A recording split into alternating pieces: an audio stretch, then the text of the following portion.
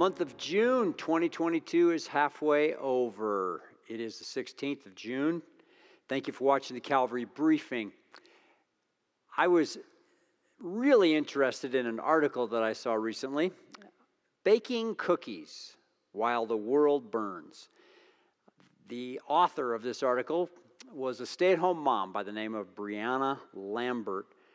And I have been really blessed by some of the things that she has written over the last several months. And because I also really enjoy homemade cookies, I read this article with a lot of enthusiasm. And Brianna Lambert writes that she has this feeling that the world is spinning out of control. And it does feel that way. Each day we're told of different bad news from around the world.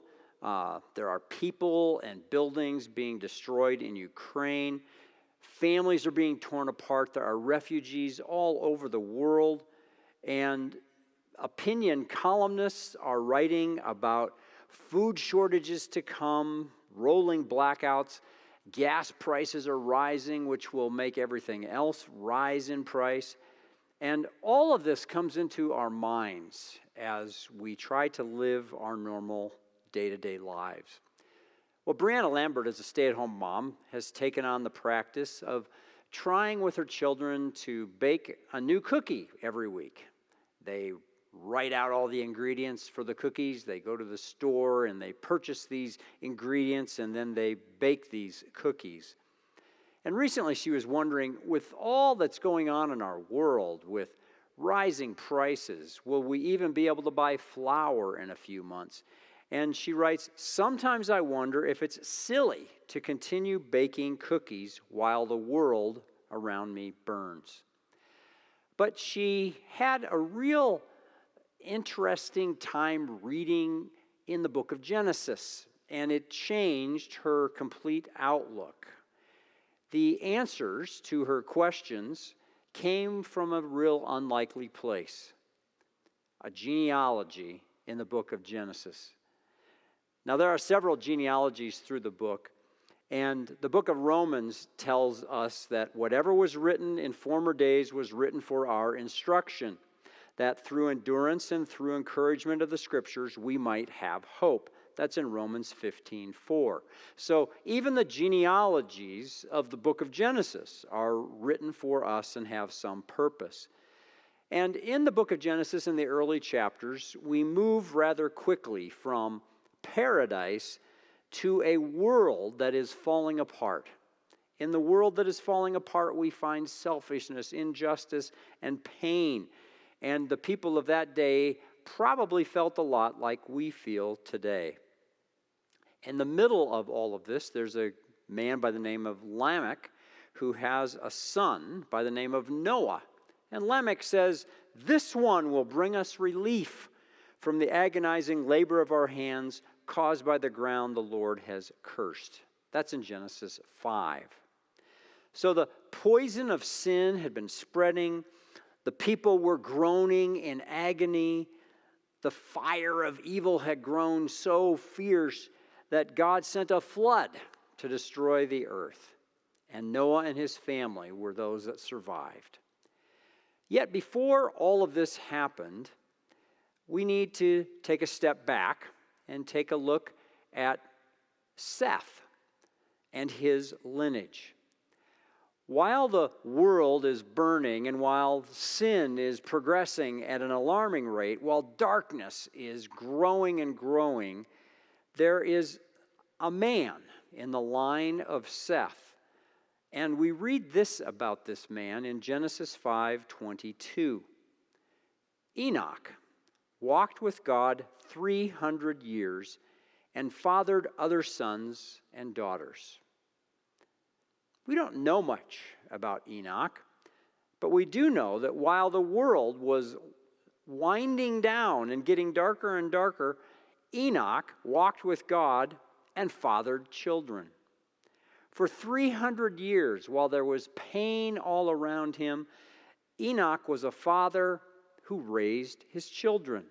And he walked with the Lord in this process. And it's easy to skip over these words in a genealogy.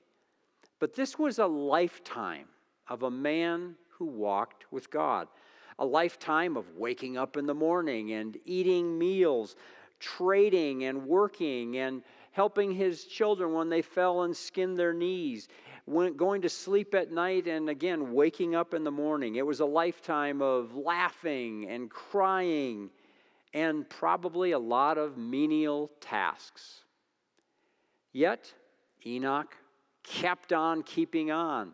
Enoch walked with God. Even in the middle of all this darkness, he lived and walked each routine day, not only in communion with his family, but in communion with God. Well, Enoch's short biography really spoke to the author of this article, Brianna Lambert, and it speaks to me as well. There are many things to do in these difficult days. We can certainly pray to the Lord for relief. We can pray to the Lord for help on behalf of our brothers and sisters. We can encourage one another. We can share the good news of Christ.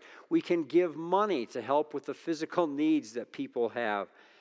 Yet, in between all of these times are many, many seemingly unimportant tasks.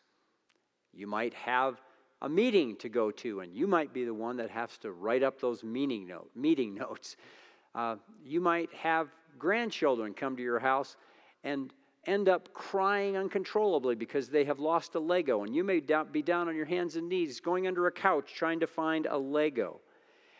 There are all kinds of things that we'll be doing that don't seem so important. Mowing the lawn, sweeping out our garage, eating breakfast. These tasks that fill up our days are never trivial when we are walking in communion and obedience with our God. These things matter. Brianna Lambert closes her article with these words: I don't know what changes will come in the future, and neither do you. We'll have to take each one as it comes. Yet we don't have to shrink back from our days because our tasks feel less important. Just like Enoch, we can trust in the Lord and continue in obedience, no matter the job, because we know God will ultimately destroy the curse, just as he promised Adam and Eve so long ago in Genesis chapter 3, verse 15. Lambert closes by saying, today I'm going to seek to walk in dependence on the Lord for each one of my tasks, whether it's making Play-Doh or folding the next load of laundry. Oh, and I'm going to plan our next cookie. Would you join me? A homemade chocolate chip cookie sounds really good right now.